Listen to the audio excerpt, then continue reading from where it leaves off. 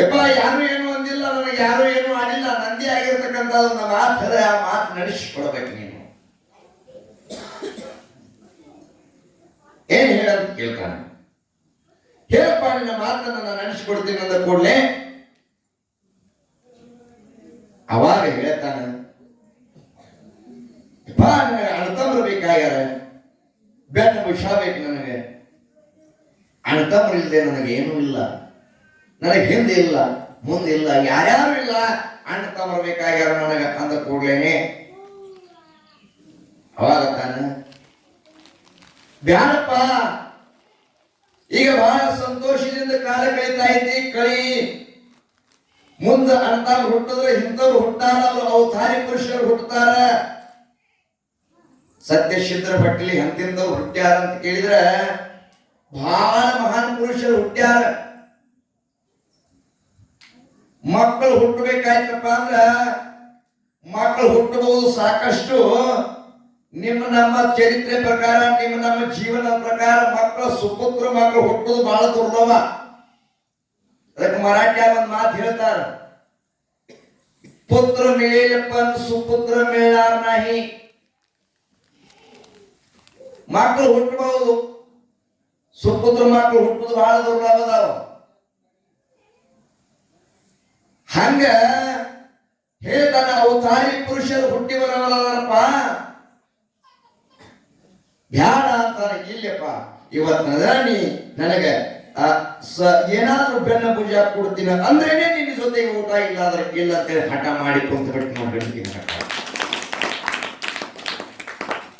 ಅವಾಗ ಇವನ ಹಠ ನೋಡದೆ, ಇವನ ನೋವ ನೋಡದೆ ಏನ್ ಮಾಡಿದ ಅಂತ ಕೇಳಿದ್ರೆ, ಅಂಶದ ಮುಖ್ಯ ತನ್ನಲ್ಲಿರುವಂತ ಪ್ರಸಾದ ಗಂಟಿನಲ್ಲಿರುವಂತ 4 ಕಾರಿಕೆಗಳನ್ನ, 1 ಲಿಂಬಿ ಹಣ್ಣ, ಭಂಡಾರ ಉತ್ತತ್ತಿಗಳನ್ನ ಮಾದುಲಿಂಗನ ಕೈಯಾಗ ಕೊಟ್ಟ, ಮಾದುಲಿಂಗನ ಕೈಯಾಗ ಕೊಟ್ಟು ಹೇಳ್ತಾನ, ಹೋಗು ರಥದ ಮನೆ ಇರುವಂತ ನಿನ್ನ ತಾಯಿ ಮೇಲೆ ಹೋಗು ಇದನ್ನು ಕೊಡು, ನಿನ್ನ ತಾಯಿ ಹೇಳು ಭಕ್ಷಣ ಮಾಡಂತ ಹೇಳು. ಆಯ್ತಪ್ಪ ಅಂತ ಹೇಳ್ಕೊಂಡು ಆನಂದ ಆಯ್ತು. ನಾನು ನಡೆ 4 ಕಾರಿಕ 1 ಲಿಂಬಿ ಹಣ್ಣ ತೆಗೆದುಕೊಂಡು ಮುತ್ತನ ಆಶೀರ್ವಾದ ಪಡೆಕೊಂಡು ರಥದ ಮನೆಗೆ ಹೋಗ್ತಾ ನೋಡ್ಬೋದು. ತಾಯಿ ಹೇಳಿದೇವ, ಚಿಂತೆ ಮಾಡಬೇಡ, ದುಃಖ ಮಾಡಬೇಡ, ಅಳುದು ಕಳುದು ಗರ್ಜಲಿಂದ ಏನ್ ಮಾಡಿ ಅಂತ ಕೇಳಿದ್ರೆ, ನನ್ನ ತಂದೆ ಆಗಿರುವಂತವನು ಅಜ್ಜನ ಬಲಕ್ಕೆ ತಗೊಂಡು ಬಂದಿ ನಿನ್ನ 4 ಕಾರಿಕ 1 ಲಿಂಬಿ ಹಣ್ಣ ಇದು ಭಕ್ಷಣ ಮಾಡ ತಾಯಿ ಅಂತ ಹೇಳಿ ತಾಯಿ ಉಡಿಯಾದಾಗ ನೀಡಿ ಬಿಟ್ಟು ಬಂದು ತಾಯಿ ಉಡಿದ.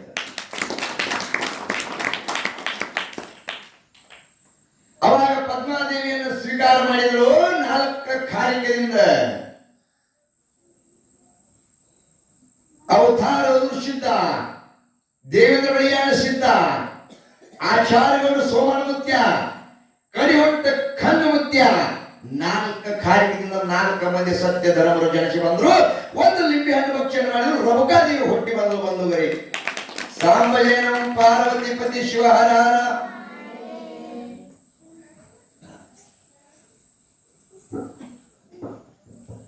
ತಾಯಿ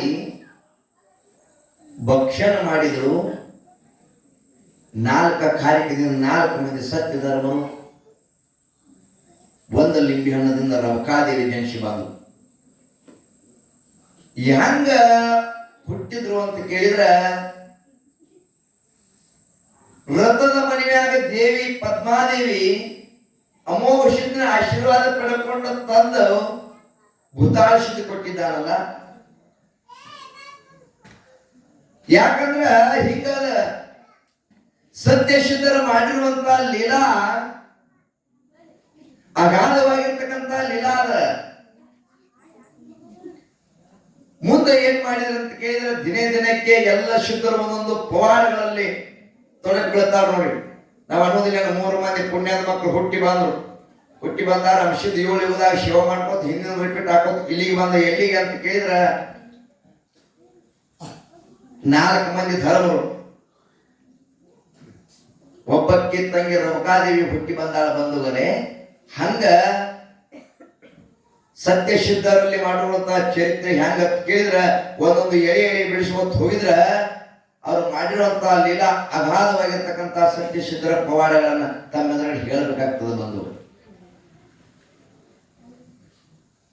ಆದ ಕಾರಣ ಇನ್ನ ಮುಂದ ಕಲ್ಯಾಣ ಪಟ್ಟಣದಲ್ಲಿ ಕುಂಬಾರ ರಾಮಯ್ಯ ಎಂಬು ಸದಾಚಾರಿ ಮನುಷ್ಯ, ಅದು ಮುಂದೆ ಪವಾಡಗಳು.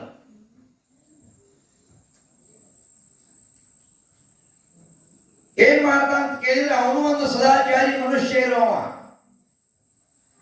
ಸದಾಚಾರಿ ಅಂದ್ರೇನ್ರಿ? ಒಳ್ಳೆ ಗುಣದವರು.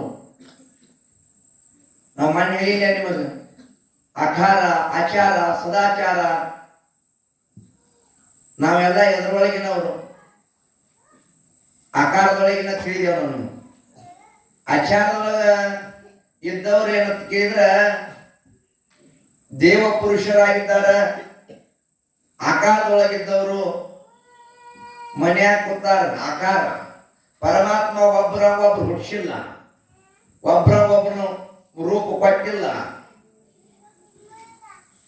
ನೋಡ್ರಿ ನೀವು, ಒಬ್ಬೊಬ್ರು ಬೇರೆ ಬೇರೆ ಇರ್ತಾರ, ಎಲ್ಲಾರಂಗ ಇರಂಗಿಲ್ಲ.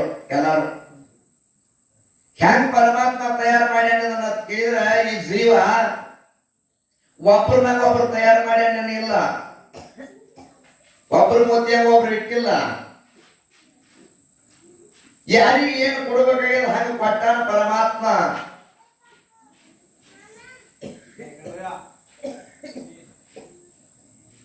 ಇದು ಮನುಷ್ಯನ ಜೀವನ ಹೆಂಗ ಅಂತ ಕೇಳಿದ್ರೆ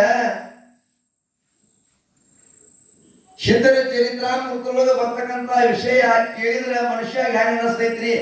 ಜೀವನದೊಳಗೆ ಮಾಡಿರ್ತಕ್ಕಂಥ ಸಿದ್ಧರು ಎಷ್ಟು ಅಗಾಧ ಮಾಡಿದ್ದಾರ, ಎಷ್ಟು ಲೀಲಾ ಮಾಡಿದ್ದಾರ.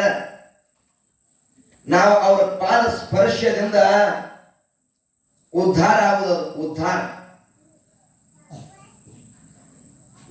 ಅವರ ಪಾದ ಸ್ಪರ್ಶದಿಂದ ಉದ್ಧಾರ ಆಗ್ಬೇಕಾಗಿತ್ತಪ್ಪ ಅಂದ್ರೆ ಮಹಾತ್ಮರ ಚರಿತಾಮೃತ ನಾವು ಅಳವಡಿಸಿಕೋಬೇಕಾಗ್ತದ. ಆದ ಕಾರಣ ಇವತ್ತಿನ ದಿವಸ 4 ಮಂದಿ ಸತ್ಯ ಧರ್ಮರು ಜನಿಸಿ ಬಂದಾರ. ಕುಂಬಾರ ರಾಮಯ್ಯಂದು ನಾಳಿನ ದಿವಸ ನೋಡೋಣ ಅಂತ ಮಾತನ್ನು ಹೇಳ್ತೇವು. ಅದಕ್ಕ ಸಮಯನೂ ಆಗ್ಯದ. ಸಮಯ ಆಗ್ಯದ. ಆದ ಕಾರಣ ತಾವೆಲ್ಲ ದಿನಕ್ಕೆ ಬರುತ್ತಾ ಇದ್ದೀರಿ. ಹಿಂಗೆ ಬರ್ರಿ. ಯಾಕಂತ ಕೇಳಿದ್ರೆ ಇದು ಬರುದೇ ಒಂದು ದೊಡ್ಡ ಅಪರೂಪ. ನಾಳಿನ ದಿವಸ ಏನೈತಿವ ಹೇಳಿರ್ಲಿಲ್ಲ ನಿಮ್ಗೆ. ನೀನಿ ಯಾನಾದ್ರಿ ನಾಳಿಗೆ? ನಾಳಿನ ದಿವಸ ಹೆಡಿಗೆ ಜಾತ್ರೆ ಅಂತಕ್ಕಂಥದ್ದು